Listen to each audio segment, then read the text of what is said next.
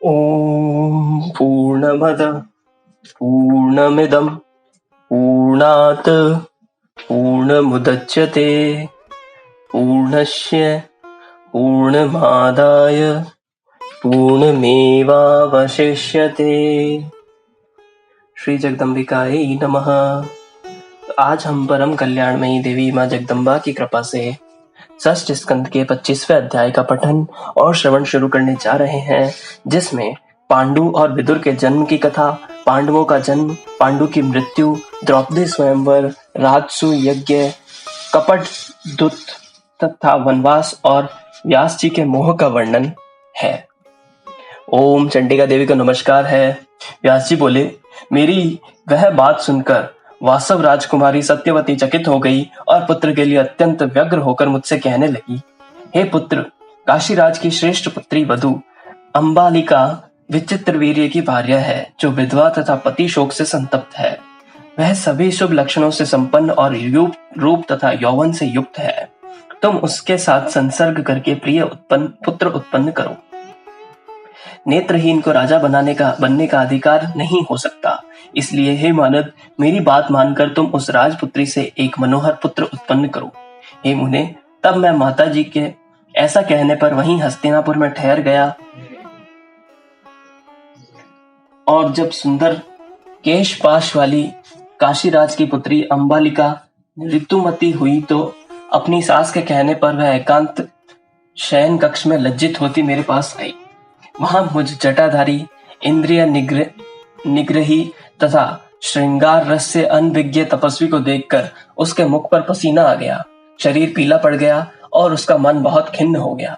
तत्पश्चात रात्रि में संपर्क के लिए आई हुई उस सुंदरी को अपने पास में बैठी देखकर मैं कुपित हो गया और रोषपूर्वक बोला, सुमध्य में मुझे देखकर यदि तुम अभिमान से पीली पड़ गई हो तो तुम्हारा पुत्र भी पीत वर्ण का होगा। ऐसा कहकर मैं उस अंबालिका के साथ रात भर वहीं रहा और फिर माता से आज्ञा लेकर अपने आश्रम के लिए प्रस्थित हो गया। तदंतर समय आने पर उन दोनों ने अंधे तथा पांडु वर्ण के 2 पुत्र उत्पन्न किए। वे दोनों धृतराष्ट्र तथा पांडु नाम से प्रसिद्ध हुए। उन दोनों राजकुमारों को इस प्रकार देखकर मेरी माता खिन्नमंस हो गई। तत्पश्चात 1 वर्ष के अनंतर मुझे बुलाकर उन्होंने कहा, हे द्विपायन, इस प्रकार के दोनों पुत्र राज्य करने के योग्य नहीं है, अतएव तुम एक अन्य मनोहर पुत्र उत्पन्न करो जो मुझे अत्यंत प्रिय हो। वैसा ही होगा। मैं इस प्रकार कहने पर माता अत्यंत प्रसन्न हो गई। इसके बाद ऋतुकाल आने पर माता ने पुत्र हेतु अंबिका से प्रार्थना की, हे पुत्री, हे सुमुखी, व्यास के साथ समागम करके तुम कुरु वंश को चलाने वाला तथा राज्य करने योग्य एक अद्वितीय पुत्र उत्पन्न करो। उस समय लज्जा से युक्त वधु अंबिका ने कुछ भी नहीं कहा और मैं माता की वह बात मानकर रात में शयनागार में चला गया। तत्पश्चात अंबिका ने विचित्र वीर्य की रूप यौवन संपन्न दासी को सुंदर आभूषण तथा वस्त्र पहनाकर मेरे पास भेज दिया। शरीर पर चंदन लगाए फूल की मालाओं से विभूषित तथा सुंदर केशों वाली वह सुंदरी हंस की भांति मंद मंद चलती हुई बड़े हाव भाव से मेरे पास आई। मुझे पलंग पर बैठाकर वह भी प्रेम पूर्वक मेरे पास बैठ गई। हे मुने, उसके इस प्रेम पूर्व हाव भाव से मैं अत्यंत प्रसन्न हुआ। हे नारद, रात्रि में मैंने उसके साथ प्रेम पूर्वक विहार किया और पुनः प्रसन्न होकर उसे वरदान दिया, हे सुभगे, तुम्हें सभी शुभ लक्षणों से संपन्न, रूपवान, सभी धर्मों का ज्ञाता, सत्यवादी तथा शांत स्वभाव वाला पुत्र उत्पन्न होगा। समय आने पर विदुर के रूप में वही पुत्र उत्पन्न हुआ। इस प्रकार मुझसे 3 पुत्रों की उत्पत्ति हुई। हे साधो, पर क्षेत्र में मेरे द्वारा उत्पन्न किए गए इन पुरुषों के प्रति मेरी ममता बढ़ने लगी। उन तीनों पुत्रों को अत्यंत बलवान तथा वीर्यवान देखकर मैं उनके शोक के एकमात्र कारण शोक संबंधी वियोग को भूल गया। हे ब्रह्मन, माया बलवती होती है। आत्मज्ञान से रहित पुरुषों के लिए यह अत्यंत दुस्त्यज्य है। रूपहीन तथा आलंब रहित यह माया ज्ञानियों को भी मोहित कर देती है। हे मुनिवर, माता में तथा उन पुत्रों में स्नेहासक्ति से आबद्ध मेरे मन को वन में भी शांति नहीं मिल पाती थी। मेरा मन दोलायमान हो गया। वह कभी हस्तिनापुर में रहता था तो कभी सरस्वती नदी के तट पर चला आता था। इस प्रकार मेरा मन किसी जगह स्थिर नहीं रहता था। कभी कभी मन में ज्ञान का उदय हो जाने पर मैं सोचने लगता था कि ये पुत्र कौन है, ये मोह कैसा। मेरे मर जाने पर मेरा श्राद्ध भी तो नहीं कर सकेंगे। दुराचार से उत्पन्न ये पुत्र मुझे कौन सा सुख देंगे। माया बड़ी प्रबल होती है, यह मन में मोह पैदा कर देती है। हे मुने, कभी कभी शांत चित्त होकर एकांत में यह संताप करने लगता था कि मैं जानबूझकर इस मोह रूपी अंधकूप में व्यर्थ ही गिर गया हूँ। भीष्म की संपत्ति से जब बलवान पांडु को राज्य प्राप्त हुआ, उस समय मेरा मन इस बात से बहुत प्रसन्न हुआ कि मेरा पुत्र राज सिंहासन पर बैठा है। तत्पश्चात सुंदर रूप वाली कुंती तथा माद्री उनकी दो भार्याएं हुई।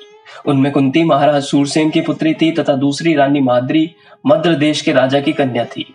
ब्राह्मण से शाप प्राप्त करके राजा पांडु अत्यंत दुखित हुए और वे राज्य का परित्याग करके अपनी दोनों रानियों के साथ वन चले गए। अपने पुत्र को वन में स्थित सुनकर मुझे महान शोक हुआ। मैं वहां पहुंच गया जहां वह अपनी दोनों पत्नियों के साथ रह रहे थे।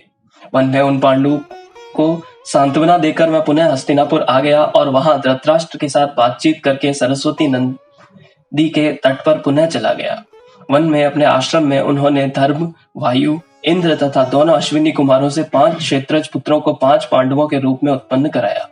धर्म, वायु तथा इंद्र से उत्पन्न हुए युधिष्ठिर, भीमसेन तथा अर्जुन ये कुंती पुत्र कहे गए हैं। इसी तरह नकुल तथा सहदेव यह दोनों माद्री के पुत्र हुए। एक दिन महाराज पांडु एकांत में माद्री का आलिंगन करके पूर्व शाप के कारण मृत्यु को प्राप्त हो गए। तत्पश्चात मुनियों ने उनका दाह संस्कार किया और माद्री सती होकर पति के साथ प्रज्वलित अग्नि में प्रविष्ट हो गई और पुत्रों से युक्त कुंती वहीं स्थित रह गई। तत्पश्चात मुनि लोग पति विहीन उस दुखित शूरसेन पुत्री कुंती को उसके पुत्रों सहित हस्तिनापुर ले आए और उसे भीष्म तथा महात्मा विदुर को सौंप दिया। यह सुनकर मैं उन पांडु पुत्रों के कारण सुख दुख से पीड़ित हो गया। पांडु के ये पुत्र ऐसा सोचकर भीष्म, मतिवान, विदुर तथा धृतराष्ट्र प्रेम पूर्वक उनका पालन पोषण करने लगे। धृतराष्ट्र के दुर्योधन आदि जो क्रूर हृदय वाले पुत्र थे, वे एक समूह बनाकर उनका घोर विरोध करने लगे। तत्पश्चात द्रोणाचार्य वहां आए और भीष्म ने उनका सम्मान किया। उन्होंने पुत्रों को धनुर्विद्या की शिक्षा देने के लिए उन्हें उसी पुर में रख लिया। कुंती ने उत्पन्न होते ही जब बालक कर्ण का परित्याग कर दिया, तब अधिरथ नामक सूत ने नदी में बहते हुए उस कर्ण को पाया और उसका पालन पोषण किया। सर्वश्रेष्ठ वीर होने के कारण कर्ण दुर्योधन का प्रिय हो गया। बाद में भीष्म तथा दुर्योधन आदि में परस्पर विरोध भाव उत्पन्न हो गए। तब धृतराष्ट्र ने अपने पुत्रों तथा उन पांडवों के परस्पर संकट का विचार करके तथा उनके विरोध भाव को समाप्त करने के उद्देश्य से वारणावत नगर में महात्मा पांडवों को बसाने का निश्चय किया। द्रोह के कारण दुर्योधन ने अपने मित्र पुरोचन को वहां भेजकर दिव्य लाक्षागृह का निर्माण करा दिया। हे मुनिश्रेष्ठ, तत्पश्चात कुंती सहित उन पांडवों के उस लाक्षागृह में दग्ध हो जाने का समाचार सुनकर उनके प्रति पौत्र भाव होने के कारण मैं दुख के सागर में डूब गया और उस निर्जन वन में उन्हें दिन रात खोजता हुआ अति शोक संतप्त रहता था।